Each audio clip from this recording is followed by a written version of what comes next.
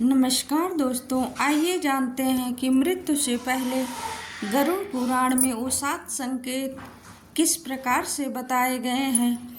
गरुड़ पुराण के अनुसार मृत्यु से पूर्व मनुष्य को यह 7 संकेत मिलते हैं। आज इस प्राचीन कथा के माध्यम से जानते हैं कि एक गाय, गिद्ध, तोता, बाघ आदि प्राणियों ने एक ब्राह्मण को मृत्यु के कौन से संकेत बताए हैं और इन संकेतों को जानने के बाद मनुष्य को क्या करना चाहिए, इसका भी उत्तर इस कथा में दिया गया है। यह कथा अत्यंत ज्ञानवर्धक है, इसलिए प्रत्येक मृत मनुष्य को इस कथा को पूरा जरूर सुनना चाहिए। इस कथा में आपको अनेक जीवन उपयोगी ज्ञान की बातें पता चलेंगी जो आपके जीवन को सुखमय बना सकती हैं।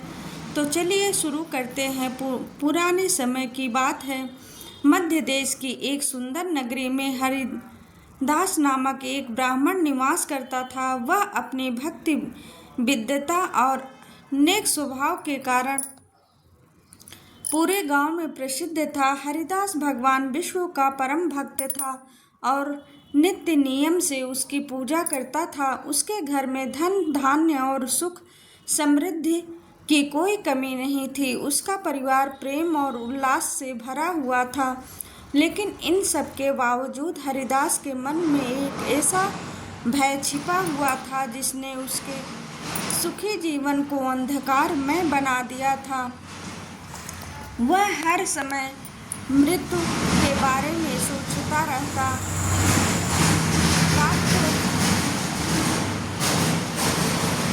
रात को जब सब सो जाते तब हरिदास अकेला बैठकर यह सोचकर बेचैन हो उठता कि उसकी मृत्यु के बाद परिवार का क्या होगा, उसकी संपत्ति, उसके प्रियजन और उसका यह शरीर, यह सब एक दिन समाप्त हो जाएगा। उसका यह भय दिन प्रतिदिन बढ़ता गया। उसे नींद नहीं आती और भोजन का स्वाद फीका पड़ने लगा और उसका मन किसी भी चीज में नहीं लगता।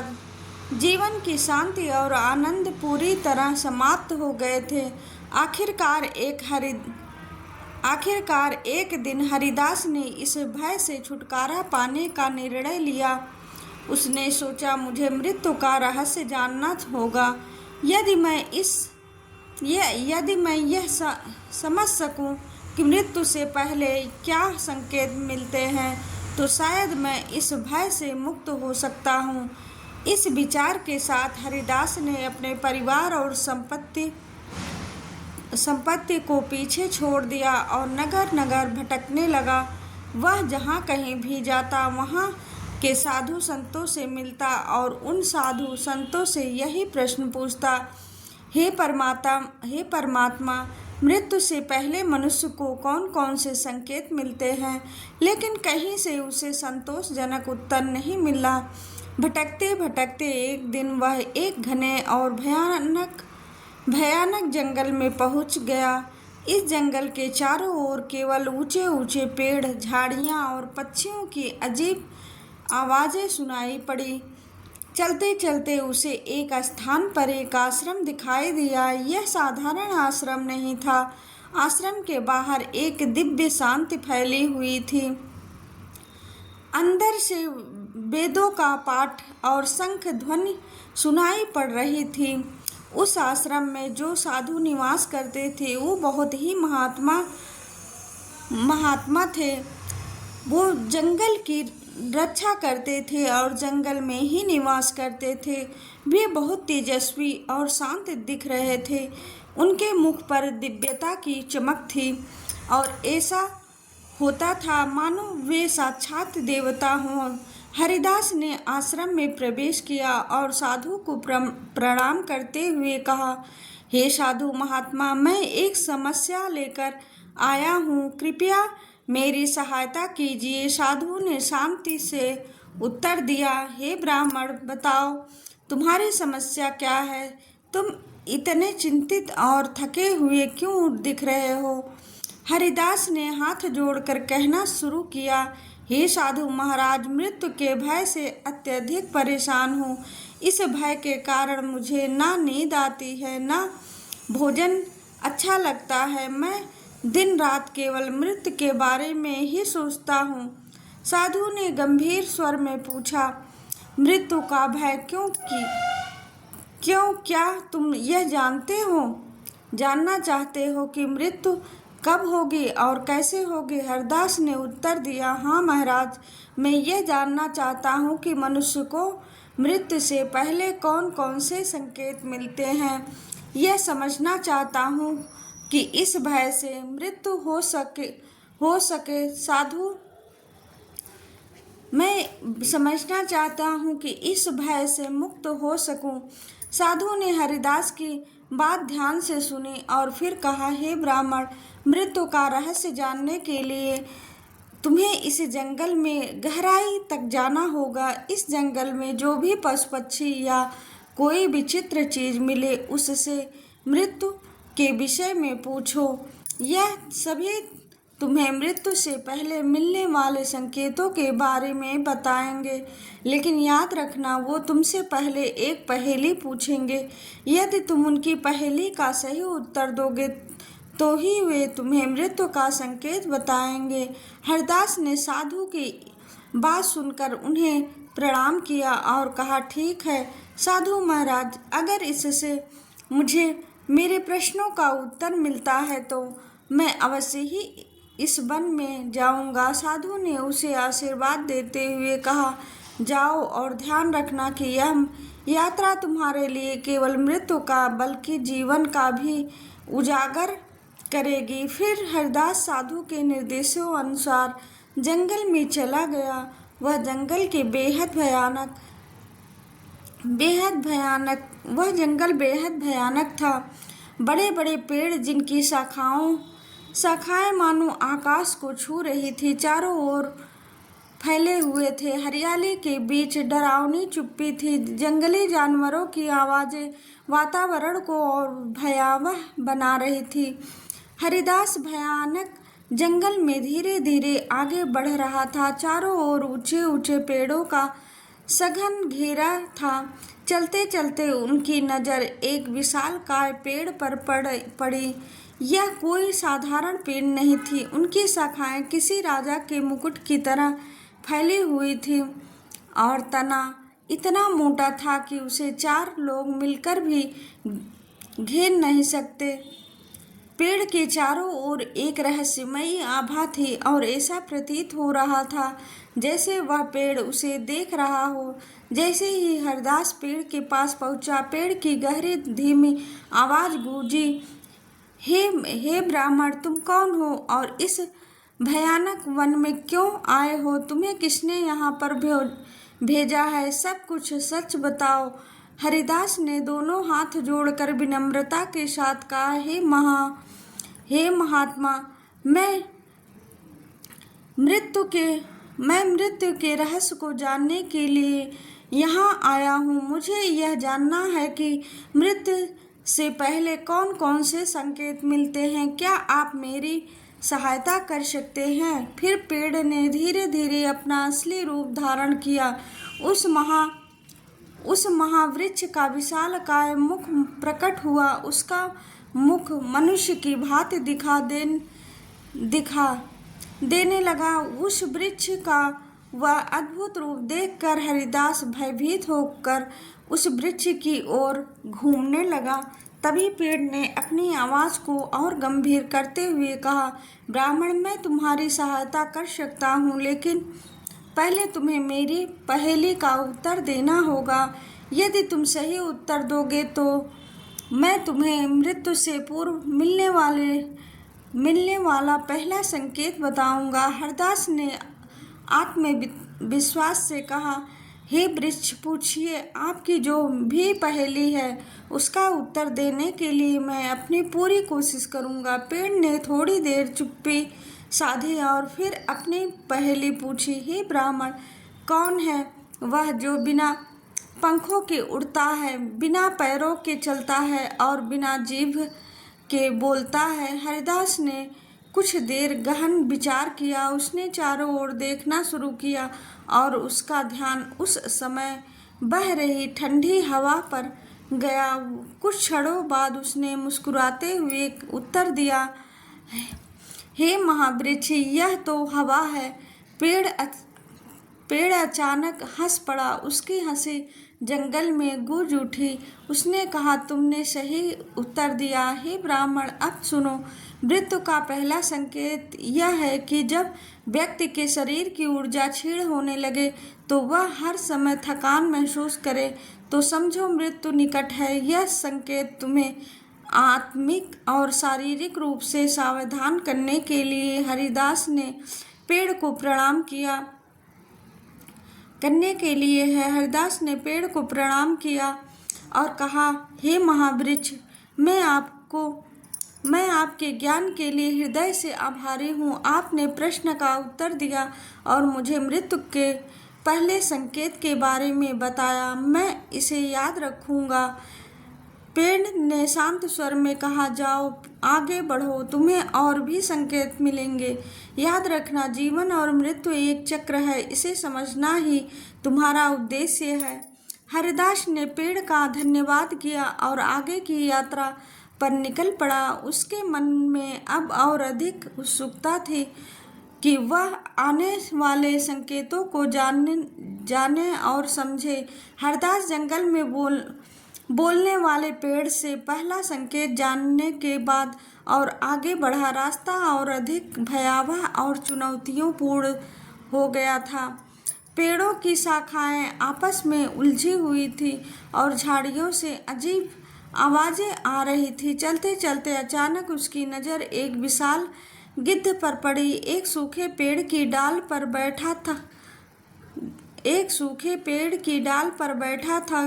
गिद्ध का आकार साधारण पक्षियों से कई गुना बड़ा था। उसकी आंखें चमक रही थी, मानो वह सब कुछ देख सकता हो। उसकी चोंच और पंख इतने तेजस्वी थे कि एक क्षण के लिए हरिदास को भय का अनुभव नहीं हुआ, लेकिन उसने साहस बटोर कर गिद्ध को प्रणाम किया। जैसे ही हरिदास उसके पास पहुंचा, गिद्ध ने गहरी और तीखी आवाज में पूछा, हे मनुष्य, तुम कौन हो और इस घने जंगल में क्या कर रहे हो? हरिदास ने हाथ जोड़कर विनम्रता से कहा, हे गिद्ध, मैं एक साधारण ब्राह्मण हूँ। मैं मृत्यु का रहस्य जानने के लिए भटक रहा हूँ। मुझे मृत्यु से पूर्व मिलने वाले संकेतों के बारे में जानने की जिज्ञासा है। कृपया मेरी सहायता करें। गिद्ध ने अपने पंखों को फैलाते हुए कहा, मैं तुम्हारी सहायता कर सकता हूँ, लेकिन उसके लिए तुम्हें मेरी एक पहेली का उत्तर देना होगा। यदि तुम उत्तर सही दोगे तो मैं तुम्हें मृत्यु से पूर्व मिलने वाला एक महत्वपूर्ण संकेत बताऊंगा। हरदास ने कहा, पूछिए हे महाज्ञानी गिद्ध, आपका जो भी सवाल है मैं उसका उत्तर देने की पूरी कोशिश करूंगा। गिद्ध ने अपनी तीव्र दृष्टि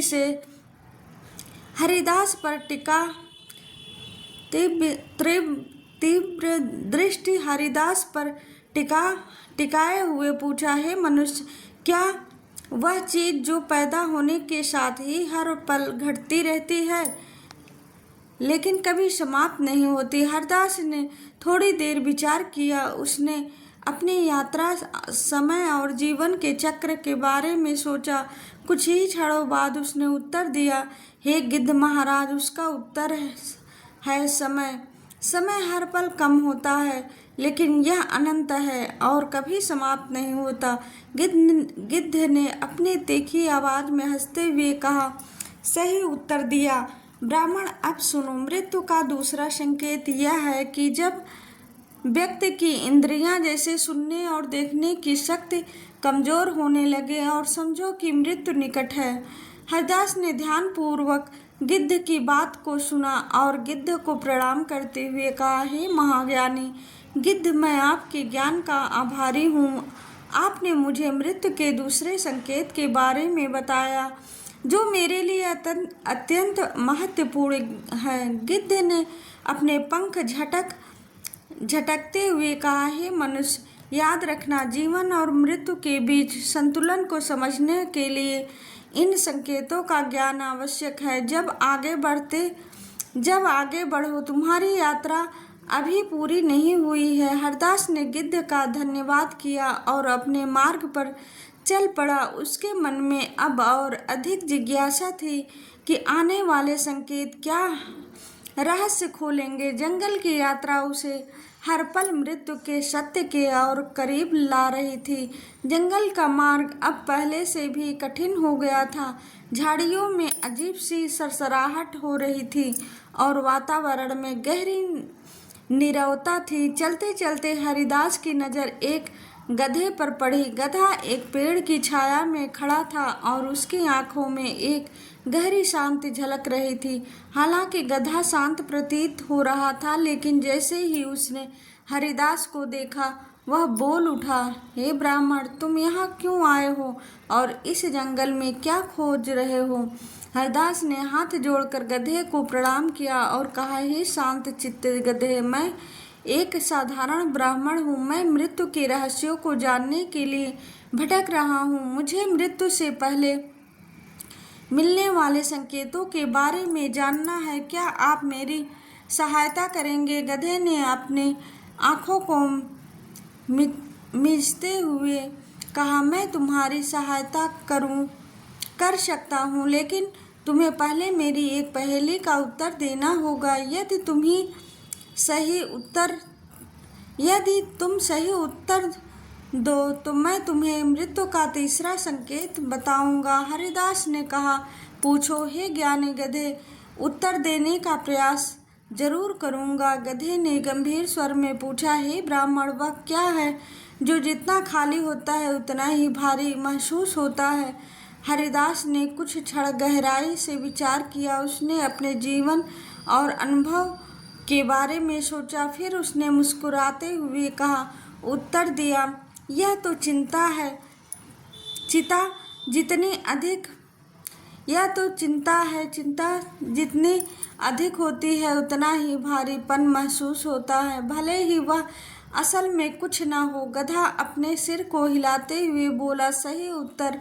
अब सुनो, मृत्यु का तीसरा संकेत यह है कि जब व्यक्ति के बाल सफ़ेद होने लगे और त्वचा पर झुर्रियाँ पड़ने लगे तो यह संकेत है कि मृत्यु धीरे धीरे करीब आ रही है। यह शरीर के क्षय का प्रारंभ है जो अंततः मृत्यु की ओर ले जाता है। हरदास ने गधे को प्रणाम करते हुए कहा, हे ज्ञानी गधे, मैं आपके ज्ञान के हृदय से आभारी हूँ। आपने मुझे मृत्यु के तीसरे संकेत के बारे में बताया जो मेरे लिए बहुत मूल्यवान है। गधे ने शांत स्वर में कहा, जाओ हे ब्राह्मण, तुम्हारी यात्रा अभी समाप्त नहीं हुई है। इन संकेतों का ज्ञान तुम्हें जीवन और मृत्यु के सत्य को समझने में मदद करेगा। हरदास ने गधे को धन्यवाद दिया और आगे बढ़ गया। वह अब पहले से अधिक उत्सुक और चिंतनशील था। हर संकेत उसे मृत्यु के सत्य और जीवन के उद्देश्य के और निकट ला रहा था। वह जंगल के गहरे हिस्से में प्रवेश कर चुका था। चारों ओर का माहौल और भी भयावह होता जा रहा था। विशालकाय पेड़ों के बीच अंधकार ने अपना डेरा जमा लिया था। पक्षियों और जंगली जानवरों की आवाज़ें वातावरण को रहस्यमयी और डरावना बना रही थी। कुछ दूरी तक तय करने के बाद अचानक हरदास की नज़र एक विशाल बाघ पर पड़ी। बाघ एक चट्टान के पास खड़ा था और उसकी आंखें मानो हरदास की आत्मा को भेद रही थी। बाघ की मुरमुराहट ने जंगल की नीरवता को भंग कर दिया। हरदास का दिल जोर से धड़कने लगा। उसने खुद को साहसी दिखाते हुए बाघ को प्रणाम किया। बाघ ने गुर्राते हुए पूछा, हे मनुष्य, तुम यहाँ क्या कर रहे हो और इस जंगल में क्यों भटक रहे हो? हरदास ने डरते डरते कहा, हे जंगल के राजा, मैं मृत्यु के रहस्यों को जानने के लिए यहाँ आया हूँ। मुझे मृत्यु से पहले मिलने वाले संकेतों की जानकारी चाहिए। कृपया मेरी सहायता करें। बाघ ने अपने विशाल पंजों को जमीन पर पटकते हुए कहा, मैं तुम्हें मृत्यु का एक संकेत बता सकता हूँ, लेकिन पहले तुम्हें मेरी पहेली का उत्तर देना होगा। यदि तुम उत्तर सही दोगे तो मैं तुम्हें मृत्यु का चौथा संकेत बताऊंगा। हरदास ने सिर झुकाकर कहा, पूछो हे महाबली बाघ, मैं अपनी पूरी कोशिश करूंगा। बाघ ने अपनी गहरी आवाज में पूछा, हे ब्राह्मण, वह क्या है जो देखने में खाली है लेकिन अपने भीतर सब कुछ समेटे हुए है? हरदास ने कुछ पल के लिए सोचा। उसे अपनी यात्रा के अनुभव और मृत्यु के संकेतों की सीख याद आई। फिर उसने आत्मविश्वास से कहा, यह तो आकाश है। आकाश को हम खाली और शून्य के रूप में देखते हैं, लेकिन यह अपने भीतर पूरी सृष्टि, हवा, बादल, सूरज, चांद और तारे समेटे हुए है। बाघ ने अपनी गुर्राहट रोक दी और एक धीमी हंसी के साथ कहा, तुमने सही उत्तर दिया है हे ब्राह्मण। अब सुनो, मृत्यु का चौथा संकेत यह है कि शरीर की त्वचा का पीली या काली पड़ना और चेहरे का तेजहीन हो जाना मृत्यु के निकट आने का एक महत्वपूर्ण संकेत है। यह संकेत इस बात को दर्शाता है कि शरीर की जीवन ऊर्जा क्षीण हो रही है और आत्मा धीरे धीरे शरीर से विदा लेने की तैयारी कर रही है। हरदास ने बाघ को प्रणाम करते हुए कहा, हे महाबली, मैं आपके ज्ञान के लिए आभारी हूँ। आपने मुझे मृत्यु का चौथा संकेत बताया जो मेरे लिए अत्यंत मूल्यवान है। बाघ ने अपनी चमकती हुई आंखों से उसे देखा और कहा, याद रखना, मृत्यु के केवल अंत नहीं बल्कि एक नई शुरुआत है। अब आगे बढ़ो, तुम्हें अभी और सीखना है। हरदास ने बाघ का धन्यवाद किया और अपनी यात्रा पर आगे बढ़ा। जंगल अब और भी गहराई में प्रवेश कर चुका था और उसकी जिज्ञासा मृत्यु के संकेतों को लेकर और भी बढ़ गई थी। उसकी यात्रा उसे हर कदम पर मृत्यु के सत्य के और करीब ला रही थी। अब पहले से भी अधिक रहस्यमय और शांत हो गया था। बड़े बड़े वृक्षों के बीच एक पगडंडी उसे और अधिक अंदर ले जा रही थी। जंगल के इस भाग में वातावरण अजीब सा था, न डरावना और न ही सामान्य, बल्कि ऐसा लगता था जैसे यह स्थान किसी दिव्यता से भरपूर है। कुछ दूर चलते चलते हरदास की नज़र एक विशाल गाय पर पड़ी। गाय का रूप अलौकिक था। उसका शरीर सुनहरी आभा से चमक रहा था और उसकी आंखों में गहरी करुणा झलक रही थी। वह बिल्कुल शांत खड़ी थी, मानो अपने चारों ओर का हर रहस्य जानती हो। हरदास को गाय के इस दिव्य रूप को देखकर एक अलग ही शांति का अनुभव हुआ।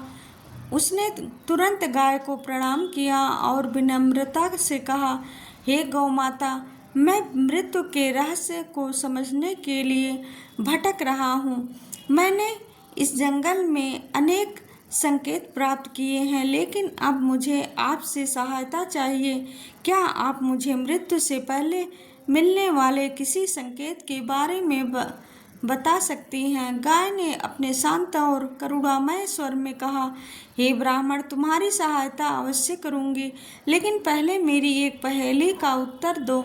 यदि तुम सही उत्तर दोगे तो मैं तुम्हें मृत्यु का 5वां संकेत बताऊंगी। हरिदास ने तुरंत कहा, पूछो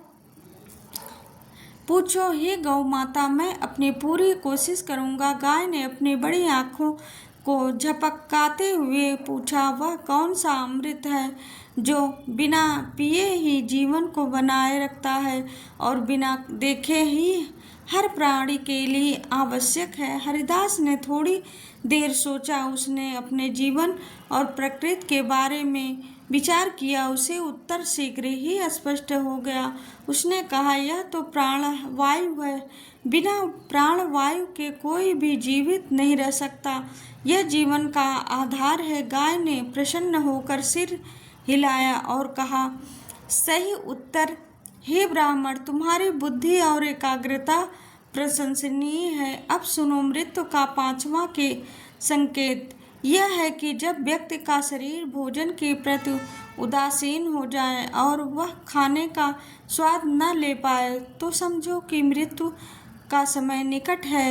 यह संकेत शरीर और आत्मा के पृथक पृथक पृथक कारण का प्रारंभ है। हरदास ने ध्यानपूर्वक गाय के वचन सुने और उसे प्रणाम करते हुए कहा, हे गौ माता, आपके इस दिव्य ज्ञान के लिए आपका आभारी हूँ। आपने मुझे मृत्यु के एक और महत्वपूर्ण संकेत से अवगत कराया है। यह मेरे लिए अत्यंत मूल्यवान है। गाय ने ममता भरी मुस्कान के साथ कहा, जाओ हे ब्राह्मण, तुम्हारी यात्रा अभी भी समाप्त नहीं हुई है, आगे बढ़ो। मृत्यु के सत्य को पूर्णता से समझने का प्रयास करो। याद रखो, ज्ञान और समझ से ही जीवन और मृत्यु की चक्र को स्वीकार करना संभव है। हरदास ने गाय को धन्यवाद दिया और अपनी यात्रा पर आगे बढ़ गया। उसके मन में अब और अधिक उत्सुकता थी। हर संकेत उसे जीवन और मृत्यु के बीच छिपे रहस्यों को समझने के लिए प्रेरित कर रहा था। थोड़ी देर चलने के बाद हरिदास की नज़र एक सुंदर तोते पर पड़ी जो एक ऊंचे पेड़ की शाखा पर बैठा हुआ था। उसकी आंखों में चमक और चाल ढाल में अद्भुत आत्मविश्वास था। ऐसा लग रहा था कि वह केवल एक पक्षी नहीं है बल्कि किसी विशेष ज्ञान का स्रोत है। जैसे ही हरदास ने उसे देखा तो तोता बोल पड़ा, हे ब्राह्मण, तुम कौन हो और इस जंगल में क्या कर रहे हो, क्यों भटक रहे हो? हरिदास ने हाथ जोड़कर तोते को प्रणाम किया और कहा, हे ज्ञानी तोते, मैं मृत्यु के रहस्यों को समझने के लिए इस जंगल में भटक रहा हूँ। मैं अब तक कई संकेत मैंने प्राप्त कर लिए हैं। अब आपसे सहायता की अपेक्षा करता हूँ। कृपया मुझे मृत्यु से पहले मिलने वाले किसी भी संकेत के बारे में बताइए। तोता ने अपनी गहन ध्यान लगाई और इधर उधर घूमते हुए कहा, मैं तुम्हारा सहायता कर सकता हूँ, लेकिन उसके लिए तुम्हें मेरी पहेली का सही उत्तर देना होगा। यदि तुम सही उत्तर दोगे तो मैं तुम्हें मृत्यु का छठा संकेत बताऊंगा। हरदास ने उत्सुकता से कहा, पूछो तोता, मैं उत्तर देने का प्रयास करूंगा।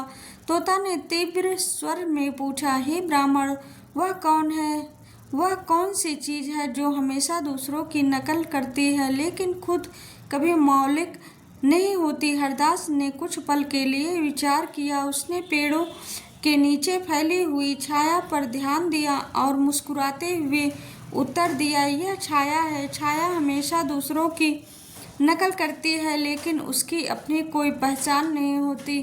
तोता ने हंसते हुए कहा, सही उत्तर, हे ब्राह्मण, तुम्हारी बुद्धि और ज्ञान की प्रशंसा करता हूँ। अब सुनो, मृत्यु का छठा संकेत यह है कि जब व्यक्ति के साथ डरावने और विचित्र होने लगते हैं तो वह गहरी और शांत नींद ना ले पाए तो समझो मृत्यु निकट है। उसने आत्मा की चेतना के संकेत होते हैं और उनका विचलित होना मृत्यु के आगमन का सूचक है। हरदास ने तोते को प्रणाम करते हुए कहा, हे ज्ञानी तोते, मैं आपके इस ज्ञान के लिए आपका हृदय से आभारी हूँ। आपने मुझे एक और महत्वपूर्ण संकेत से अवगत कराया है। तोता ने अपनी पंख फड़फड़ाते हुए कहा, याद रखो, मृत्यु जीवन का अंत नहीं है बल्कि आत्मा की यात्रा का एक और चरण है। अब आगे बढ़ो, तुम्हारी यात्रा अभी समाप्त नहीं हुई है। हरदास ने तोते का धन्यवाद किया और अपनी यात्रा जारी रखी।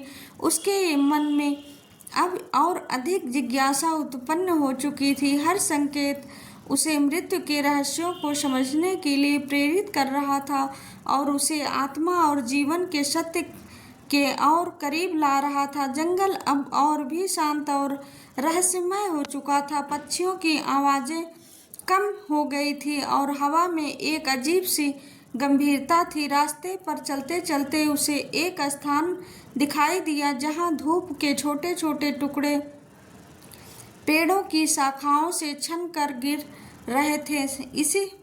इसी शांत इसी शांत और सुंदर वातावरण में उसकी नज़र एक तेजस्वी हिरण का स्वरूप ऐसा था हिरण पर पड़ी। हिरण का स्वरूप ऐसा था जैसे वह जंगल के सभी रहस्यों को जानता हो। उसकी आंखें चमक रही थी और उसकी चाल में एक अपार आत्मविश्वास झलक रहा था। वह अत्यंत सुंदर और शांत दिखाई दे रहा था, मानो यह जंगल का कोई रक्षक हो। हरदास ने हिरण को प्रणाम किया और कहा, हे वन मृग में एक साधारण ब्राह्मण हे वन मृग, मैं एक साधारण ब्राह्मण हूँ। मैं मृत्यु के रहस्यों को जानने और समझने के लिए यहाँ आया हूँ। मैंने अब तक कई संकेत प्राप्त किए हैं और अब आपसे सहायता की अपेक्षा करता हूँ। कृपया मुझे मृत्यु से पहले मिलने वाले संकेत के बारे में बताइए। हिरण ने गंभीर स्वर में कहा, हे ब्राह्मण, मैं तुम्हारी सहायता कर सकता हूँ, लेकिन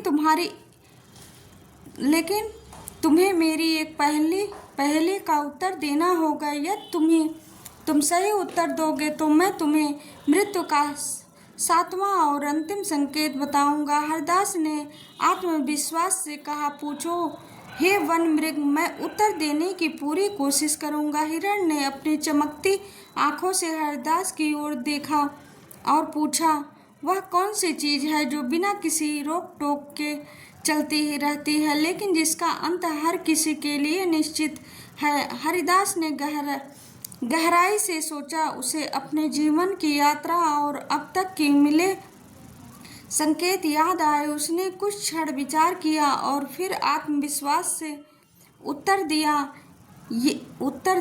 यह जीवन है। जीवन हमेशा चलता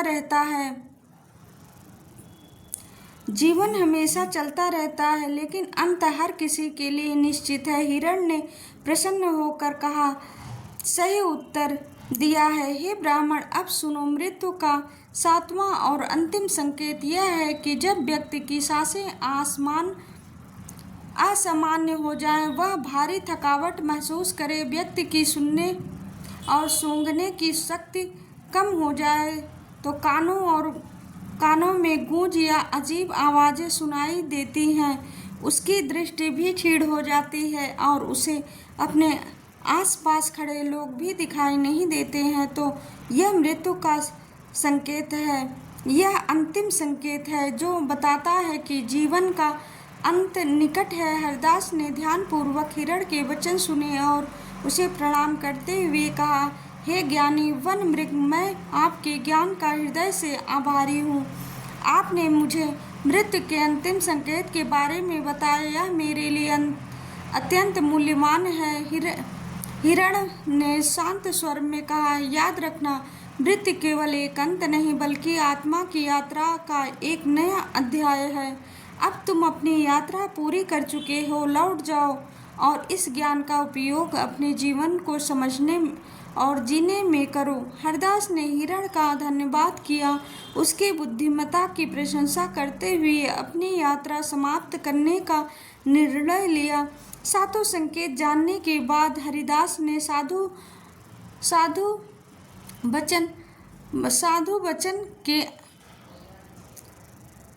के आश्रम की ओर प्रस्थान किया। वह थका हुआ तो था, लेकिन उसकी आत्मा ज्ञान और सत्य के प्रकाश से भर चुकी थी। जंगल का हर अनुभव, हर संकेत उसे जीवन के गहरे रहस्यों के करीब ले गया था। जब वह साधु के बातों का पालन किया और जंगल के प्रत्येक संकेत को समझा, मैं हर प्राणी से सीखा और वह हर प्राणी से सीखा और उनके द्वारा दिए गए 7 संकेतों को जाना। कृपया मुझे इन संकेतों का गूढ़ अर्थ समझाइए। हरिदास की ओर शांत और गंभीर दृष्टि से देखा। साधु ने हरिदास की ओर शांति और गंभीर दृष्टि से देखा। उन्होंने कहा, हे ब्राह्मण, तुम्हारी यह यात्रा केवल मृत्यु को समझने की नहीं बल्कि जीवन को जानने की थी। जो संकेत तुम्हें मिले हैं वे सत्य को प्रकट करते हैं। जीवन नश्वर है। साधु ने कहा, हे ब्राह्मण, इन संकेतों को जानने का उद्देश्य तुम्हें यह समझना था कि मृत्यु से डरने की आवश्यकता नहीं है। मृत्यु एक अनिवार्य सत्य है। जो व्यक्ति धर्म, सत्य और भक्ति का पालन करता है वह न केवल मृत्यु को सहजता से स्वीकार करता है बल्कि मृत्यु के बाद आत्मा को शांति और मोक्ष की प्राप्ति करता है। मृत्यु का भय केवल उसे होता है जिसने अपने जीवन को व्यर्थ में बिताया हो। अच्छा जीवन जीने वाला व्यक्ति मृत्यु को डर के रूप में नहीं बल्कि एक नए प्रारंभ के रूप में देखता है। हरदास ने साधु के चरणों में गिरकर कहा, हे गुरुदेव, आपने मेरी आत्मा को इस अज्ञान के अंधकार से मुक्त कर दिया। अब मैं मृत्यु को न केवल स्वीकार करता हूँ बल्कि इसे जीवन के चक्र का आवश्यक हिस्सा मानता हूँ। मैं धर्म, सत्य और भक्ति के मार्ग पर चलने का संकल्प लेता हूँ। साधु ने उसे आशीर्वाद देते हुए कहा, जाओ हे ब्राह्मण, अब तुम्हारा जीवन शांति और संतोष से भरा होगा। अपनी इस समझ को दूसरों के साथ भी साझा करो ताकि वे भी मृत्यु के भय से मुक्त हो सके। हरदास साधु चस्पिया व अब पूरी तरह से बदल चुका था। मृत्यु का भय जो उसे प्रतिदिन सताता था अब समाप्त हो गया था। वह जान चुका था कि मृत्यु केवल एक चरण है और धर्म, सत्य और भक्ति के मार्ग पर चलकर इसे सहजता से स्वीकार किया जा सकता है। अब वह अपने परिवार और समाज के साथ शांति और संतोष के साथ जीवन व्यतीत करने लगा। उसके जीवन में अब केवल आध्यात्मिकता का प्रकाश था बल्कि वह दूसरों को भी धर्म और सत्य के मार्ग पर चलने के लिए प्रेरित करने लगा। तो दोस्तों, यह कथा हमें यह सिखाती है कि मृत्यु से डरने की आवश्यकता नहीं है। जीवन को धर्म, कर्म और सत्य से जीने की आवश्यकता है।